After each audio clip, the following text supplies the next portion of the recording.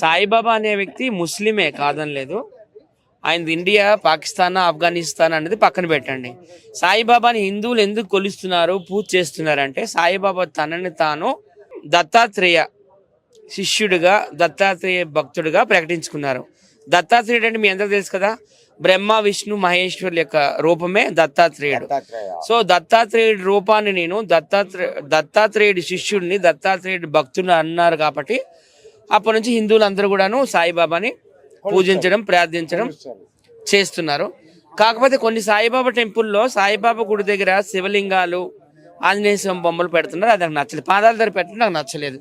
ఎందుకంటే శివుడు అంటే ఆది గురువు, ఫస్ట్ గాడ్ అందరికి కూడాను. ఈ సృష్టికి ఫస్ట్ దేవుడు ఎవరంటే శివుడు. సో శివుడు బొమ్మలు అలా పెట్టడం దయచేసి అలా పెట్టకండి. అక్కడే గొడవలు అన్నీ వస్తున్నాయి. సాయిబాబాని నమ్ముకున్న వారిని నమ్ముకోండి. ఎందుకంటే ఆయన హిందూ దేవుడి కిందే లెక్క. ఎందుకంటే ఆయన ఒక మసీదులో ఉన్నారు. ఆ మసీదు పేరు కూడాను ఆయన ద్వారకామయ్య అని పెట్టుకున్నారు. సో ఆయన పుట్టడము ముస్లిం మతంలో పుట్టినా కానీ ఆయన నేను ఒక హిందువునని ప్రకటించుకున్నారు. ఆయన ఉండే మసీదు పేరు కూడా ద్వారకామయ్య అని పెట్టుకున్నారు. నేను సాక్షాత్తు దత్తాత్రేయుడి యొక్క భక్తుడిని, దత్తాత్రేయుడి యొక్క శిష్యుడిని అన్నాడు. మరి దత్తాత్రేయుడు అంటే సాక్షాత్తు బ్రహ్మ విష్ణు మహేశ్వరులే కదా. సో అందువల్ల ఆయన మతం మారి మన హిందూ మతంలోకి వచ్చాడని నేనైతే అనుకుంటున్నాను. అందుకే మనం హిందువులు అందరం కూడాను వేరే మతస్థుడైనా ఆయన మన మతం స్వీకరించి మన దేవుడి యొక్క భక్తుడిని, శిష్యుడిని అని చెప్పుకున్నాడు కాబట్టి అందరు కూడా పూజలు చేస్తున్నారు. ఖచ్చితంగా సాయిబాబా కూడా దేవుడే. నేను షిరిడి చాలాసార్లు వెళ్ళాను. నాకైతే మంచి జరిగింది. చాలామంది ఇండస్ట్రీలో పెద్ద పెద్ద వాళ్ళందరూ కూడా ఆయనే నమ్ముతుంటారు. రమాప్రభ గారు కావచ్చు, అన్నపూర్ణ గారు కావచ్చు, పెద్ద పెద్ద వాళ్ళందరూ కూడా షిరిడి సాయిబాబాని నమ్ముతారు. ఎవరింట్లోకి వెళ్ళా కానీ షిరిడి సాయిబాబా విగ్రహం ఉంటుంది. ఆయన పుట్టింది ముస్లిం మతంలో అయినా కానీ ఆయన హిందూ మతాన్ని స్వీకరించుకున్నారు. ఆయన ఉండే మసీద్ అంటే ఆయన ఒక ఇల్లు, ఏ ఇంట్లో అయితే ఉంటారో ఆ ఇంట్లో ఆ పేరు కూడా హిందూ పేరు పెట్టుకున్నారు, ద్వారకామాయని. తర్వాత ఆయన దత్తాత్రేయుని యొక్క భక్తుడిని ఆయన ప్రకటించుకున్నారు. సో ఆయన హిందూ కిందే వస్తారు. ఖచ్చితంగా సాయిబాబా దేవుడే.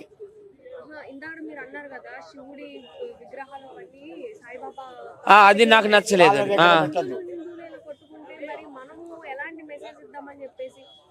ఈ మధ్యకాలంలో హిందూ దేవుళ్ళ పైన, హిందూ సినిమాల పైన, హిందూ కవుల పైన విమర్శలు చేస్తున్నారు, విషయం కక్కుతున్నారు.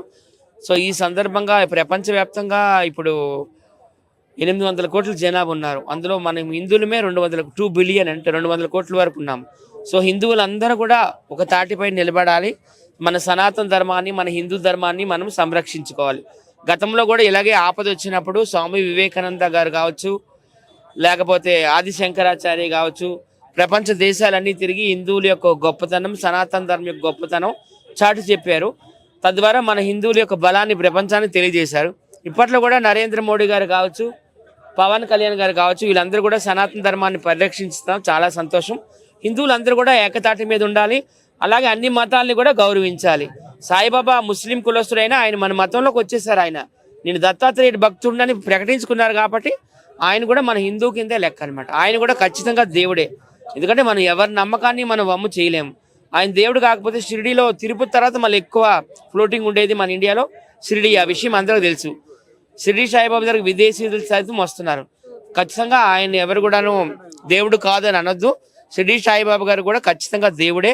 అలాగే అల్లా దేవుడే, జీసస్ కూడా దేవుడే, ప్రతి ఒక్కరు దేవుడే. ఎవరి నమ్మకం వాళ్ళది. సో అన్ని మతాలని కూడా మనం గౌరవించుకుందాం. నేనైతే పక్కా హిందూ యాక్టివిస్ట్ను, కానీ నేను అన్ని మతాలని గౌరవిస్తాను. అన్ని దేవుళ్ళు కూడాను చేతులెత్తి దండం పెడతాను. అది నా ఇష్టం. అది ఓకే.